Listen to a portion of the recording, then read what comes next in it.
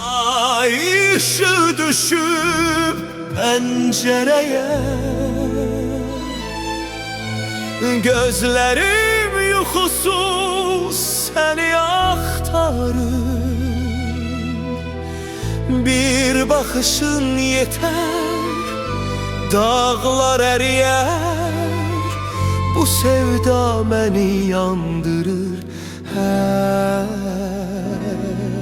gece. Gel elinden tut, korkma bu yoldan.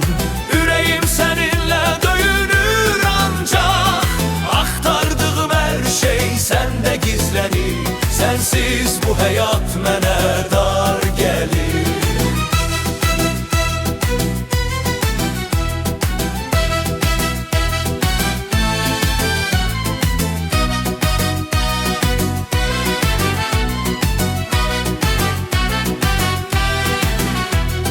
Külək saçlarını dağıdır üzüne, gülüşüne bakıp unuduram dünyanı.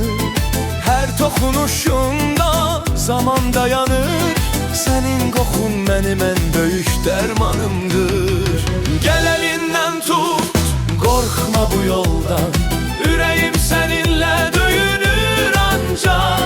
Aktardığım her şey sende gizlenir. Sensiz bu hayat mənə dar gelir.